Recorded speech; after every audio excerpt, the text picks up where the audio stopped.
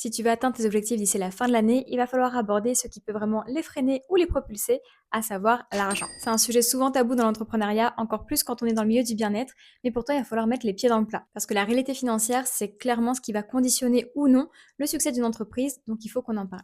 Bienvenue dans cette série Summer Reset, 5 semaines pour préparer une fin d'année super puissante. Si jamais tu sens que tu stagnes, que tu t'éparpilles, que tes objectifs sont de plus en plus flous ou te paraissent carrément inatteignables, alors tu es au bon endroit et cet été peut être le moment parfait pour faire un grand reset.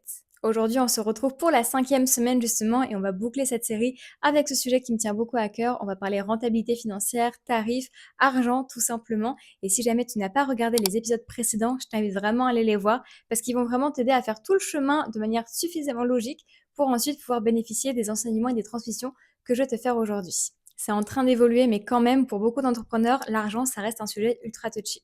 Quand je vois les entrepreneurs, il y en a beaucoup qui veulent gagner de l'argent, qui veulent une activité qui soit prospère, qui veulent pouvoir en vivre, mais il y en a quand même peu qui l'assument véritablement et du coup peu qui le manifestent. Parce qu'en fait, il y a tout un bagage sociétal qu'on porte vis-à-vis de l'argent et qui nous donne un petit peu des biais négatifs vis-à-vis de l'argent et de vouloir en gagner. Et si tu m'écoutes, tu peux peut-être te dire non mais moi j'ai déjà travaillé ma relation à l'argent, je sais que c'est bien d'en gagner, je sais que l'argent c'est pas mal, je sais qu'il faut rémunérer son travail, etc., etc. Donc si tu es dans ce cas-là, tant mieux, c'est déjà très bien. Pour moi en fait c'est une première étape. Et c'est pour ça en intro que j'ai que ça avait quand même déjà pas mal évolué parce que je trouve aujourd'hui qu'on est beaucoup moins dans le discours de gagner de l'argent c'est mal ou je fais pas ce boulot pour gagner de l'argent ou alors bah moi je veux aider un maximum de gens mais je veux pas être payé en retour ou c'est pas éthique de gagner de l'argent quand on veut vraiment aider les gens. Tout ça, c'est un discours qui a quand même pas mal évolué, ou il existe encore, hein, mais en moindre mesure par rapport à il y a quelques années en arrière, je trouve. Donc globalement, je trouve que ces schémas-là, ils ont quand même été pas mal assez déconstruits, donc c'est déjà plutôt pas mal parce que intellectuellement, on a commencé à intégrer que non, gagner de l'argent, c'était pas mal et que ça faisait pas forcément de nous de mauvaises personnes de vouloir en gagner beaucoup et d'avoir des ambitions financières. Mais tu t'en doutes, si comprendre c'était suffisant, on serait déjà toutes super riches et super prospères, mais ça fonctionne pas comme ça, c'est pas aussi simple que ça. Et en réalité, je disais que prendre conscience de tout ça, c'était une première étape, et c'est vrai que c'est important, mais c'est pas pour autant que ça va tout résoudre. Parce que c'est pas parce que tu intègres intellectuellement quelque chose que profondément tu es prête à accueillir l'abondance, la prospérité et l'argent. Et c'est d'ailleurs ce qui va expliquer les décisions financières que tu prends dans ton business et qui sont pas toujours adéquates et appropriées. On en parlait dans l'épisode numéro 2 où je te disais que la confiance en soi, c'était finalement le reflet de ce que l'on se croit capable de réaliser. En fait, avec l'argent, pour moi, c'est tout à fait pareil. Ton succès financier est le reflet de ce que tu crois véritablement mériter financièrement parlant. Donc c'est très en lien avec la perception que tu as de toi-même, avec la valeur que tu te portes aussi, et avec ce que tu crois possible pour toi. On y revient toujours en fait. On va parler du business juste après, t'en fais pas. Mais avant ça, j'aimerais que tu prennes quelques secondes juste pour observer et pour ressentir si profondément tu te sens capable quelque part de vivre avec beaucoup plus de moyens financiers que ce n'est le cas aujourd'hui.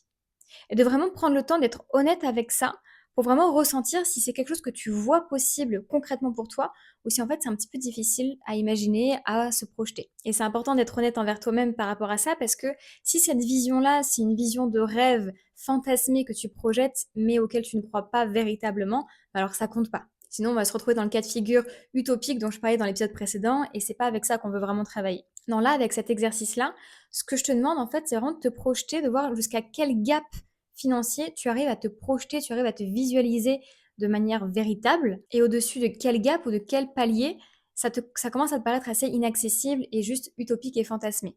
Et c'est important parce que c'est cette croyance sur ce que tu crois possible ou non pour toi qui va venir poser en fait le plafond de verre max finalement de tes résultats et c'est ça qui va comme calibrer les actions que tu vas mettre en place et leur portée. Je ne sais pas si c'est clair quand je dis ça, mais par exemple, si tu te projettes de manière hyper aisée dans une vie de millionnaire, bah, ton plafond il est relativement haut et du coup, pour l'atteindre, tu vas aussi mettre en place des actions qui sont relativement ambitieuses, qui sont courageuses, etc., etc.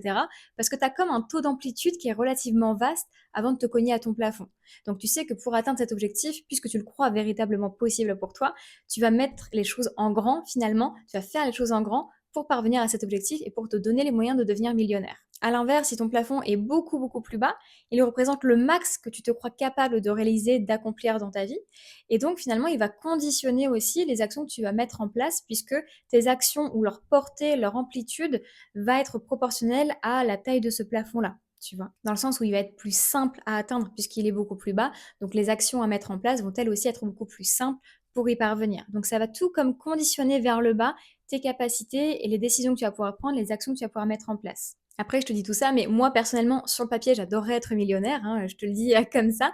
Par contre, si je suis vraiment honnête, c'est pas encore une réalité à laquelle je crois possible pour moi. C'est un truc qui me ferait vraiment rêver, mais tu vois, ça fait partie de cette réalité fantasmée.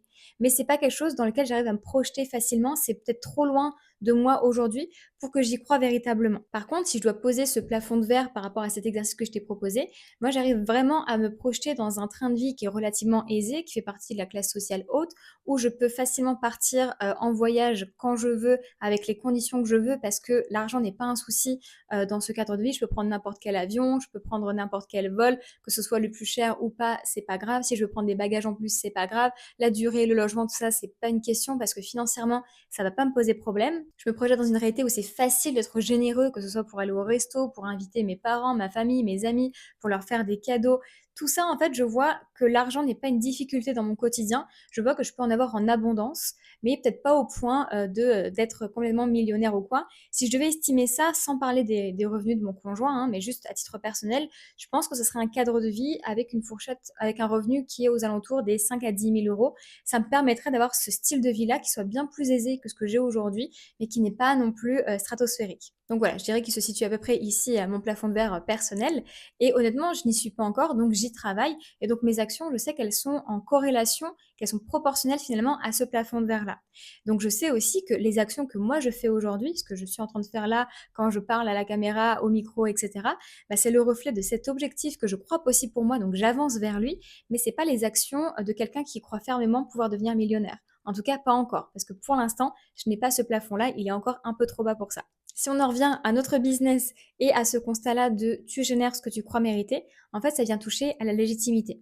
D'abord, la légitimité du fait de pouvoir gagner de l'argent, donc là, c'est vraiment du pur money mindset, mais il y a aussi cette légitimité par rapport à ce que tu proposes et à ce que tu crois que ça vaut. Et j'ai plein de coachés qui sont dans ce cas de figure, qui ont beaucoup, beaucoup de mal à positionner leurs tarifs, parce qu'en fait, elles ont toutes ces questions de légitimité dans la tête, à savoir bah, la peur de ne pas être assez, la peur que ça ne va pas apporter suffisamment de résultats, la peur que les gens soient déçus par rapport au prix qu'ils ont payé, etc., etc. Et du coup, là, ça vient toucher plus au syndrome de l'imposteur. Donc c'est important de prendre le temps de faire un point qui est vraiment honnête et transparent sur ces choses-là pour vraiment regarder bah, quelle valeur tu poses sur ce que tu proposes, sur tes offres, sur tes compétences, sur ta capacité à accompagner ta cible. Tout ça, c'est important de voir si c'est bien verrouillé parce que sans ça, ça va être compliqué d'appliquer la suite que je vais te proposer dans l'épisode. Parce que justement, aujourd'hui, je voulais qu'on parle de tarifs. Et je ne sais pas pourquoi, mais c'est vraiment le sujet phare que j'accompagne en ce moment auprès de mes coachés. Elles sont toutes un petit peu dans ces questionnements-là. Donc, il y a vraiment quelque chose à venir travailler parce que c'est vraiment une problématique qui est assez générale. Parce que je t'apprends rien, quand on entreprend, bah, c'est à nous-mêmes hein, de statuer sur nos prix. Et c'est vraiment pas facile. Et souvent, on a ce réflexe-là, encore plus quand on commence, hein, de se dire qu'on ne va pas proposer des prix trop chers, on va rester accessible parce que c'est ce qui va permettre de vendre le plus facilement. Que justement, il ne faut pas être perçu comme trop cher parce que ça va nous tirer une balle dans le pied, etc., etc. Du coup, on fait souvent le choix de paraître moins cher parce que c'est comme si c'était plus valorisant finalement, ou en tout cas plus sécure. Et si tu te retrouves un petit peu dans cette manière de penser, eh bien laisse-moi te dire que justement, des tarifs trop peu chers peuvent complètement nuire à ton activité et à ta crédibilité. Parce que généralement, quelque chose de pas très cher, on va l'associer à quelque chose de moins bonne qualité. Et du coup, bah, par rapport à ton business, on peut se dire, ah bah elle est pas chère parce qu'elle doit pas avoir des résultats ouf avec ses clientes. Ou alors, ah bah c'est pas vraiment cher, ouais, ça veut dire qu'elle doit pas être super compétente ou elle doit pas trop savoir ce qu'elle fait. Ou encore, bon bah vu que c'est pas très cher, il y a peu de chances que j'ai de vrais résultats avec elle. Donc ça va vraiment être sur les deux pans, à la fois sur tes compétences, donc sur ta crédibilité en tant qu'experte, et à la fois sur la projection des résultats qu'on peut obtenir avec quelque chose d'aussi peu cher. Donc en gros, même si c'est pas cher, ça va renvoyer une image négative et même par rapport à la valeur perçue qu'on peut en avoir, on peut même se dire que c'est trop cher pour ce que ça vaut ou pour ce que c'est, parce qu'on a la croyance que ça va pas nous apporter grand-chose. Donc c'est même trop cher pour ce que c'est. Et pour t'illustrer tout ça, je vais prendre un exemple un petit peu grossier. On va parler de Taylor Swift. Quand elle fait une tournée dans le monde entier, on sait que les prix de ces billets sont hyper chers, ou en tout cas ils ont un tarif quand même assez conséquent, mais on va pas vraiment le remettre en question, parce qu'on sait que quand on paye ce billet-là pour ce concert, on va en prendre plein les yeux, on va avoir un show de dingue parce qu'elle est connue pour ça, elle est reconnue pour ça. Donc le prix de ces billets, c'est en adéquation, en accord finalement avec ce qu'elle promeut et avec l'image qu'on a d'elle et de ce qu'elle propose dans ses shows. Par contre, en connaissant Taylor Swift et sa renommée, ça te paraîtrait complètement suspect si d'un coup elle proposait des concerts avec des billets à 30 euros. Il y aurait quelque chose qui ne matcherait pas par rapport à sa notoriété, à sa renommée, à ce qu'elle promeut, à ce qu'elle montre comme image. Il y aurait vraiment un gros décalage entre son tarif et la prestation qu'on attendait de sa part. Et quand il y a un décalage comme ça qui se crée, Le cerveau, il aime pas du tout ça, parce que ça va créer une dissonance à l'intérieur, et cette dissonance, pour le cerveau, ça va juste crier danger, et c'est ça qui va créer de la méfiance chez la personne. Typiquement, si je suis sur internet et que je vois des billets de concert à 30 € pour Taylor Swift, je vais me dire, ah, il y a une arnaque quelque part. Et ça, c'est exactement pareil avec tes prix. Si tu te casses la tête sur ta communication à montrer à quel point tu es experte, à quel point tu es la bonne personne pour aider les gens, à quel point tu es hyper compétente à tout ce que tu fais, mais qu'à côté de ça, tes prix sont au ras les pâquerettes, ça crée ce décalage et ça crée une dissonance. Pour ta communauté, ça va être louche. En fait, ça va créer du doute, ça va créer de la méfiance sur finalement est-ce que tu n'es pas en train de raconter du bullshit parce que vu que c'est pas cher, ça renvoie une mauvaise image. Donc finalement, ça va même encore une fois paraître trop cher pour ce que c'est parce que vu qu'il n'y aura pas la confiance en ce que tu proposes, on va se dire que ça vaut pas vraiment le coup et qu'il vaut mieux jouer la sécurité, même si c'est pas une grosse somme de départ, c'est déjà trop si c'est une arnaque derrière ou si ça vaut pas du tout le coup derrière. Et après, je sais que c'est pas évident de poser le bon prix, d'autant qu'il y a aussi des paliers psychologiques qui sont durs à franchir par rapport au prix qu'on va proposer. Il y a déjà souvent le premier cap des 500 €, c'est vraiment pas évident et ça peut être vraiment challengeant pour beaucoup de personnes. Moi, je sais que c'est le cap des 1000 € qui a été super dur et super long à franchir, parce que pour moi, proposer quelque chose au-dessus de 1000 €, c'était vraiment, vraiment engageant. Donc ça, c'est vraiment très personnel. On n'est pas toutes sensibles au même palier les unes les autres, mais c'est important d'identifier peut-être lequel auquel toi tu es sensible en ce moment, quel est le palier qui, te paraît vraiment hyper challengeant à franchir, parce que c'est par là qu'il va falloir commencer. C'est vraiment celui-ci qu'il va falloir commencer à décortiquer, à t'habituer, parce qu'en fait, c'est lui qui va te permettre de passer au niveau d'après, évidemment. Et ce qui nous fait peur là-dedans, si on propose un prix qui est beaucoup plus cher, c'est la peur que ça fasse fuir nos clients, et cette peur, elle est véridique. On peut pas s'empêcher de l'avoir et il y a un risque effectivement que ça nous écarte une certaine partie de notre clientèle. Et ça aussi, c'est important et c'est un point que je travaille beaucoup avec mes clients. Et souvent, quand on aborde ce truc-là de mais est-ce que ça va pas faire fuir mes clients ou qu'est-ce que ça va donner finalement comme image auprès de mes clients d'être beaucoup plus cher, d'être positionné beaucoup plus cher, j'utilise toujours une image qui je trouve est assez parlante. Donc mettons que tu as un sac à main, donc c'est ton sac de tous les jours, tu l'achètes sur un petit marché, il t'a pas coûté très cher mais tu l'adores et du coup tu l'utilises vraiment au quotidien. Personnellement, je sais pas si t'es comme moi, mais moi même si je paye quelque chose pas très cher, j'ai toujours tendance à prendre soin de mes affaires quel que soit le prix. Donc je sais que ce sac à main, même s'il m'a coûté 10, 15, 20 €, je vais en prendre soin et je vais faire attention. Mais il n'empêche que c'est mon sac de tous les jours, donc je vais l'utiliser, il va finir par s'user, je vais pas faire attention à ce que je vais mettre dedans à un moment donné parce que c'est mon sac de tous les jours, donc il a pour vocation à être pratique. Et au fur et à mesure du temps, je vais y faire de moins en moins attention. Il va commencer à s'abîmer et ça va enclencher un peu ce fameux foutu pour foutu. De toute façon, vu ce qui m'a coûté, c'est pas grave. Et c'est là où ça va devenir le sac qu'on va destroy dans tous les sens parce qu'on n'y fera plus du tout attention et il y aura plus de conséquences ou de répercussions si on l'abîme. Et c'est comme ça qu'on va finir avec un sac qui sera en hyper mauvais état et qu'on va changer parce que clairement, il fait un petit peu mal au cœur à voir, quoi. Donc ça, c'est ton sac de tous les jours. Mettons maintenant que tu t'offres pour la première fois un sac Chanel, ou tu peux prendre n'importe quelle autre maison de luxe ou de marque assez haut de gamme qui est vraiment beaucoup plus élevé que ce que tu as l'habitude de t'offrir et de t'acheter comme bien, comme vêtements, comme accessoires, etc. Est-ce que tu peux me dire si tu utiliserais ce sac Chanel de la même manière que tu utiliserais ton sac que tu as acheté sur le marché? Je suis prête à mettre ma main à couper que non, évidemment, tu ne te comporterais pas de la même manière avec ce sac Chanel. Et personnellement, moi, ce serait la même chose. J'ai beau te dire que je prends énormément soin de mes affaires de manière générale, je sais pourtant que mon attitude serait totalement différente avec un sac Chanel. Déjà, je le réserverai pour les occasions spéciales. Je ferai hyper attention avec quoi je le porte pour pas l'abîmer. Une fois que je le porterai, que je l'utiliserai, je ferai attention à pas le frotter, à pas le poser n'importe où, etc. Une fois rentré à la maison, je le viderai bien soigneusement pour pas qu'il se déforme. Je laisserai pas les petites miettes, les petits mouchoirs s'accumuler. Je le remettrai dans son petit pochon là de protection pour le re-ranger correctement, plutôt que de le laisser traîner sur le canapé ou sur le meuble de l'entrée. On voit très bien de quoi je parle. Mais en tout cas, j'en prendrai encore beaucoup, beaucoup plus soin que je prends soin de mes affaires en temps normal quand elles m'ont pas coûté énormément cher. Et cette image-là, en fait, ça représente le comportement de 99% de la population face à un investissement en fonction du coup de son amplitude. Donc ça, qu'est-ce que ça nous dit sur nos prix à nous de nos offres? Ça nous montre que en fonction du prix, la personne ne va pas s'investir de la même manière. Elle ne va pas valoriser la chose, le service ou l'objet en question de la même manière en fonction de ce que ça lui a coûté. Plus quelque chose est élevé et plus la personne va le valoriser. A contrario, plus quelque chose lui a coûté peu d'argent et moins elle va le prendre au sérieux. Donc là, tu comprends aussi que ton prix va déterminer le sérieux et l'engagement, l'implication de tes clients dans ton service, dans ton offre. La même personne ne sera pas impliquée de la même manière selon si elle a acheté une offre chez toi à 50 € versus une offre à 850 €. Pourtant, ce sera exactement la même personne. Mais son attitude va être différente en fonction du stretch financier finalement que ça lui aura demandé. Et de facto, puisque son implication ne sera pas la même, bah, ses résultats obtenus ne seront pas les mêmes non plus, même si tu partageais exactement la même chose. Donc si aujourd'hui tu te retrouves un petit peu comme ça avec tes clients, à leur courir après pour voir ce qu'ils ont mis en place, ce qu'ils n'ont pas mis en place, à douter un petit peu de leur engagement et leur prise au sérieux, probablement qu'en fait le prix qu'ils ont payé pour avoir accès à ton offre n'est pas assez élevé pour qu'ils le prennent vraiment au sérieux et qu'ils le priorisent et le valorisent dans leur quotidien. De même, si tu as du mal à obtenir des résultats waouh avec tes clients et du coup bah, tu peines un petit peu à faire tes témoignages de ta preuve sociale parce que il n'y a pas assez de résultats à montrer aux autres, bah, ça vient aussi probablement oui, de ce manque d'investissement de la part de tes clients parce qu'ils n'ont pas assez priorisé, donc ils ne se sont pas assez investis dans cette offre avec toi. Donc en fait, ça peut vraiment déclencher un véritable cercle vicieux au niveau de ton activité. Parce que si tu n'as pas vraiment de preuve sociale, bah, du coup, tu n'as pas vraiment de levier pour vendre. Et du coup, bah, le seul levier sur lequel tu vas te rabattre, ça va être ton prix, en faisant soit des promotions ou en le tirant au maximum vers le bas pour qu'il y ait comme un petit truc sexy quand même qui reste dans ton offre en te disant, bah voilà, mon prix, c'est mon levier sexy plutôt que bah, la preuve sociale qui te manque un petit peu actuellement. Donc je pense que tu te rends compte, c'est vraiment pas l'idéal. Et en plus, bah, ce manque de résultats vraiment concrets et probants au niveau de ta clientèle, bah, ça va aussi donner un coup finalement à ta confiance en toi, à cette crédibilité justement que tu as à accompagner les autres parce que tu vas te remettre en question. Alors que bien sûr, tu as ta propre responsabilité, tu as une responsabilité de moyens pour aider tes clients à avoir des résultats, mais ils ont aussi leur part du marché à faire. Et s'ils ne sont pas impliqués à 100%, bah, ça va biaiser les résultats que tu peux obtenir avec tes offres. Et toi, tu peux tout remettre en question à cause de ça.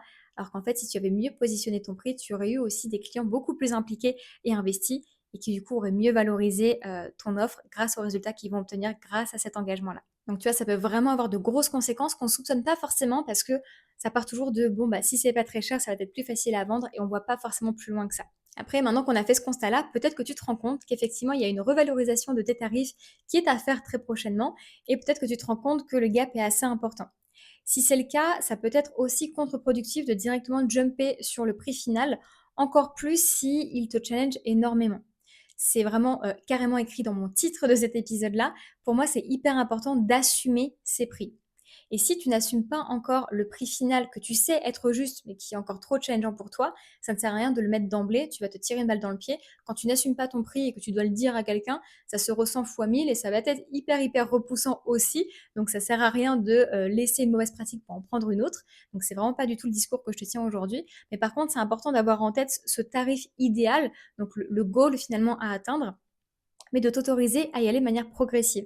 C'est toujours ce que je vais valoriser le plus, d'y aller petit pas par petit pas, parce que c'est comme ça que ça va être le plus doux et le plus efficace aussi dans la durée. Donc n'hésite pas à y aller petit à petit, à augmenter peut-être de 50 € en 50 €, voire de 100 € en 100 € selon le gap à franchir, en fonction de ce qui te rend à l'aise aussi, mais de t'habituer progressivement à un tarif plus élevé jusqu'à ce que tu puisses atteindre ce bon tarif qui te permette d'avoir le juste équilibre entre la valeur que tu proposes et l'engagement que ça va pouvoir générer auprès de tes clients. Et j'anticipe les questions, pas besoin soit de faire une annonce pour dire que tu augmentes tes tarifs, pas besoin non plus d'avoir un temps minimal réglementaire entre chaque augmentation. Si tu as envie d'augmenter ton prix toutes les semaines, toutes les 2 semaines, tous les mois, c'est toi que ça regarde.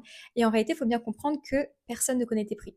Les seules personnes qui connaissent tes prix, et encore il y en a plein qui ne regardent même pas, mais les seules personnes qui peuvent connaître tes prix, c'est les personnes qui se sont rendues sur ta page de vente pour prendre rendez-vous avec toi. Toutes les autres, en fait, elles connaissent ton offre comme ça, mais si tu ne le rabâches pas à tire-larigot ton prix, il y a personne qui va vraiment le connaître. Donc en fait, elles vont le découvrir au moment où elles vont aller se connecter sur la page et à ce moment-là, elles vont voir le prix à l'instant T. Elles n'auront pas tout l'historique de tes augmentations de prix ou peut-être que tu l'as augmenté la veille, elles ne seront pas forcément au courant. Donc il faut vraiment lâcher un petit peu la pression par rapport à ça parce que je sais que ça questionne beaucoup, mais en réalité, personne ne connaît tes prix. Donc si tu veux l'augmenter demain matin parce que ça te chante, tu peux le faire et il n'y a personne qui s'en rendra compte. Ok, donc maintenant qu'on a abordé tout ça, j'aimerais qu'on fasse le lien avec tout ce qu'on a fait lors de l'épisode de la semaine dernière, où on a travaillé sur la vision et sur les objectifs, parce qu'avoir des objectifs chiffrés, c'est aussi important pour se projeter et pour se motiver. Donc comme d'habitude, ce que je vais te demander, ça va être d'être audacieuse, mais d'être aussi un petit peu réaliste, et de regarder combien de chiffres d'affaires tu as envie de générer entre aujourd'hui, donc au mois d'août, jusqu'à la fin décembre 2025. Combien de chiffres d'affaires tu souhaites générer sur cette fin d'année 2025. Une fois que tu l'as, on va vérifier, on va checker si il est tout simplement possible ton objectif en l'état avec ce que tu proposes actuellement. Donc pour ça, tu vas diviser cette somme, donc le chiffre d'affaires global que tu veux réaliser sur les 5 prochains mois, tu vas pouvoir le diviser par le prix de ton offre principale. Donc par exemple, si ton objectif d'ici la fin de l'année, c'est de générer 20 000 € supplémentaires et que ton offre d'accompagnement principale, elle est, je sais pas, à 500 €, tu vas diviser ces 20 000 € par 500. J'ai fait le petit calcul avant parce que je pourrais pas le faire de tête, même si c'est relativement facile, ça fait 40. Donc ça veut dire que tu as besoin de faire 40 ventes de ton accompagnement principal pour obtenir ton objectif de 20 000 € d'ici décembre 2025. Si on ramène ces 40 ventes au mois, puisqu'il reste 5 mois, ça fait 8 ventes par mois. Donc maintenant que tu as fait ce propre calcul avec tes propres données à toi, ce nombre de ventes par mois, comment il te semble? Comment tu te sens vis-à-vis de ce chiffre-là? Est-ce que c'est un peu challengeant mais quand même réaliste ou est-ce que c'est complètement lunaire par rapport à ce que tu as déjà fait par le passé, par exemple? Donc ça, c'est à toi d'en juger. Mais à partir de là, tu vas pouvoir peut-être venir réajuster soit ton objectif financier. Par exemple, là, dans mon exemple, si tu dois faire 8 ventes pour atteindre cet objectif-là, mais qu'actuellement tu galères déjà à en vendre 2 par mois, peut-être que le gap est un peu trop important et que plutôt que de te motiver, ça te paraît juste inaccessible et du coup ça va te décourager, donc ça va servir à rien, hein, concrètement. Donc ça peut valoir le coup de baisser un petit peu ton niveau d'exigence au niveau de ton objectif financier pour avoir quelque chose qui soit challengeant, peut-être, je sais pas, 3 à 4 ventes sera déjà bien par mois, pour que ce soit challengeant, quand même upgradant, mais pas lunaire, pour que tu te sentes motivé et que tu mettes de vraies actions en place parce que tu crois que c'est possible pour toi d'atteindre cet objectif-là, tu vois. Par contre, si tu fais déjà aisément ces 8 ventes par mois, et que tu as envie d'une upgrade, peut-être que tu as envie de faire plus que 20 000 € par mois si c'est déjà ce que tu fais, 20 000 € par mois, 20 000 € sur les 5 prochains mois, parce que c'est déjà ce que tu fais, en temps normal, là, peut-être que ça peut te montrer que tu as atteint un certain plafond et que ça peut valoir le coup de revaloriser tes prix pour pouvoir continuer, ton ascension, professionnelle et de continuer de croître au niveau de ton activité. Et dans cet épisode, je vous ai beaucoup parlé de mes coachées parce que ça fait beaucoup miroir, en fait, avec ce que je travaille avec elles et souvent, quand on en vient à parler des tarifs, c'est parce qu'on a fait un peu cette projection, cet exercice-là de projection. Et c'est là où on se rend compte que, en fait, ce sont des personnes qui ont déjà une renommée dans leur domaine. Elles ont une belle notoriété, les gens leur font confiance, voire leur accompagnement est complet ou sur liste d'attente. Donc, sur le papier, tout fonctionne. Mais quand elles m'annoncent leur chiffre d'affaires, je tombe un petit peu dénue parce que pour moi, elles en sont à un niveau où elles devraient bien gagner leur vie de manière hyper confortable et en pratique, c'est pas forcément le cas, notamment à cause de leurs tarifs qui ne sont pas ajustés par rapport à la notoriété qu'elles ont acquis au fil des années, au fil des mois. Donc forcément, pour pallier à ça, elles continuent de travailler encore plus, encore plus, encore plus, parce que c'est difficile pour elles de ne pas se dégager d'argent, et puis elles en ont envie, elles en ont besoin, et ça va finir par les décourager, par les épuiser, alors qu'à la base, elles ont été leadées et motivées par le cœur, par la passion. Donc c'est vraiment trop dommage que ça vienne ternir un petit peu le métier sur mesure qu'elles se sont choisies, qu'elles se sont créées, parce qu'elles n'arrivent pas à en vivre à la fin. Et c'est pas normal parce qu'elles ont les ressources pour justement être vraiment pleinement prospères avec leur activité. Donc ça, c'est quelque chose que je viens beaucoup travailler avec elles, parce que moi, ça me brise le cœur de faire ce constat-là. Et surtout, elles vont pas pouvoir continuer longtemps comme ça. Donc on vient vraiment retravailler sur la revalorisation de leurs tarifs, de leurs offres, pour justement revenir à quelque chose qui soit plus sensé et plus adéquat par rapport à l'image qu'elles renvoient et par rapport à l'expertise qu'elles ont accumulée depuis le temps qu'elles se sont lancées, quoi. Donc garde bien ça en tête toi aussi parce que ça peut arriver beaucoup plus vite que tu ne le crois et peut-être même que tu es déjà dans cette situation. Donc maintenant qu'on a vu la partie objectif, on va voir la partie planification. Parce que tu commences à me connaître maintenant, moi j'aime ce qui est concret, donc balancer des chiffres comme ça sans savoir ce qu'on en fait après, pour moi ça sert à rien, donc on va planifier tout ça. Donc pour ça, je vais te demander de reprendre la frise qu'on a fait lors de l'épisode dernier sur la vision et les objectifs. Donc on avait fait cette frise, tu sais, qui va de août jusqu'à décembre pour planifier un petit peu les grandes étapes et les projets que tu veux mettre en place sur cette fin d'année. Et justement, sur cette frise-là, on va ajouter la dimension financière. Donc pour ça, tu vas diviser ton objectif de chiffre d'affaires global sur la fin de l'année en 5, ou en fonction du nombre de mois qui te reste sur l'année, en fonction de quand tu écoutes cet épisode. Et ça va te donner du coup le chiffre d'affaires moyen mensuel à réaliser pour que tu puisses atteindre ton objectif global. Tu vas aussi faire l'exercice de voir combien de ventes ça représente. Donc tu divises le chiffre d'affaires mensuel par le prix de ton offre principale, encore une fois, et ça va te donner le nombre de ventes à faire par mois pour atteindre ton objectif mensuel, pour du coup atteindre ton objectif annuel. Et de fonctionner comme ça, c'est beaucoup plus parlant, c'est beaucoup plus visuel aussi, notamment si tu les places comme ça sur la frise, et ça va comme un petit peu découper la grosse montagne en petites étapes, donc c'est beaucoup plus accessible de réfléchir de cette manière-là, je trouve. Donc là encore, comme je te disais lors de l'épisode dernier, c'est quelque chose qui va rendre tes objectifs beaucoup plus accessibles, atteignables, et qui vont te permettre aussi d'adapter en corrélation les actions à mener mois par mois pour atteindre cet objectif mensuel de nombre de ventes ou de chiffre d'affaires. Et ça va aussi te permettre d'adapter son nombre de ventes par mois parce que puisque sur cette frise, tu as placé aussi les temps forts et les temps creux de ton activité, tu vas pouvoir aussi adapter les résultats type attendus. Typiquement, si tu mets un gros coup de com et de visibilité sur un mois en particulier, tu peux t'attendre à faire plus de ventes sur ce mois-ci, à contrario du mois d'avant où tu étais off la moitié de l'année parce que, je sais pas, il y avait des vacances scolaires, par exemple. Donc ça, c'est un chiffre moyen mensuel qui va t'aider à doser sur l'année, mais tu peux aussi répartir un peu plus sur un mois, un peu moins sur un autre, en fonction de la réalité que toi-même tu as écrit sur ta petite frise la fois dernière. Et une fois que tu auras fait tout ça, bah là, tu vas vraiment te retrouver avec un exercice qui est ultra complet pour te projeter, pour te structurer et pour t'organiser sur la fin de l'année et pour du coup ne plus avoir d'excuses pour ne pas tout déchirer sur cette fin d'année. Donc j'espère que tu l'as vraiment fait avec sérieux et si c'est pas le cas, je t'invite à reprendre vraiment les épisodes pour le faire parce que c'est un véritable outil d'accompagnement qui va te suivre jusqu'à la fin de l'année et qui peut vraiment faire toute la différence. Je vais terminer avec juste un dernier conseil parce que là, pour faire cet exercice, je t'ai recommandé de travailler avec ton offre principale et son prix, mais peut-être que tu as une multitude d'offres et qui sont vraiment hyper éparpillées. Donc dans ces cas-là, moi, ce que j'ai bien aimé faire au début de mon activité où c'était mon cas, parce que j'avais des consultations naturaux qui avaient un prix différent, c'était une première, c'était un suivi. J'avais aussi mon programme d'accompagnement de naturopathie qui était à plusieurs centaines d'euros. J'avais aussi mes ateliers que je vendais assez régulièrement ou en replay. Donc ça faisait plein d'offres finalement assez éparses et c'était plus difficile pour moi de faire ce genre d'exercice-là. Par contre, ce que j'ai fait, c'est que j'avais quand même mon objectif mensuel de chiffre d'affaires et que j'ai fait comme plusieurs simulations en fonction de combien je vendais telle ou telle offre. Donc, par exemple, bah, tu peux regarder par rapport à ton objectif mensuel, ça représente peut-être 3 ventes de l'offre numéro 1. Et dans ces cas-là, pour compléter le reste, il faudrait que j'ai 8 ventes de l'offre numéro 2 et 3 de l'offre numéro 3. Donc ça, c'est un scénario possible. Et amuse-toi à faire un peu comme des vases communicants de bah, si j'en vends 5 de la première, combien il faudrait que je vende de la deuxième pour que ça s'équilibre, etc., etc. De faire ces différentes simulations de nombre de ventes avec ton écosystème d'offres complet, ça te permet de te rendre compte ce qu'il est possible de faire pour atteindre tes objectifs, parce qu'il y aura plusieurs du coup chemins, plusieurs scénarios possibles, et ça va te permettre de voir en fonction du mois en cours à quel scénario tu colles le plus. Et en fonction de ça, bah, d'adapter tes actions pour bah, te dire, bah voilà, là j'ai vendu 5 offres de la première offre, bah, maintenant il faut que je mette le coup de projecteur sur l'offre numéro 2 parce que là j'ai un petit peu moins de ventes.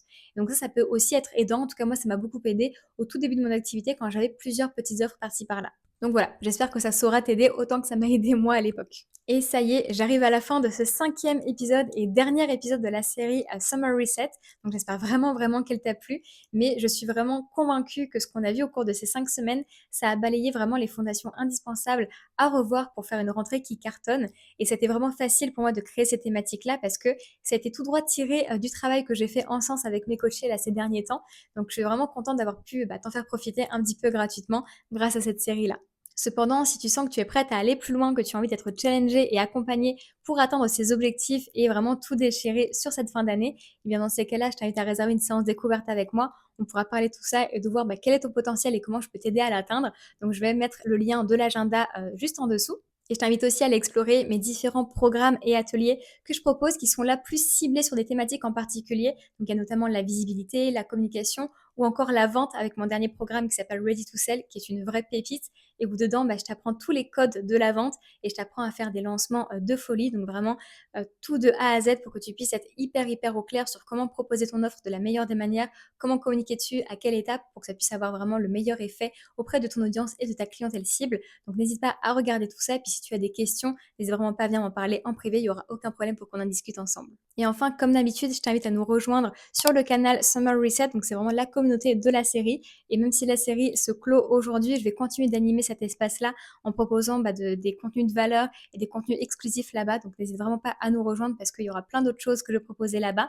À partager aussi cet épisode et cette série à tous tes business friends pour en faire profiter un maximum de monde. Et aussi surtout à t'abonner parce qu'il y aura plein d'autres pépites qui vont arriver par la suite. Cette série, c'est une fin, mais c'est pas la fin de ma communication en soi. Donc n'hésite pas à t'abonner pour être sûr de ne rien louper. Sur ce, je te remercie pour ton engagement au cours de ces 5 dernières semaines et je te dis à très vite.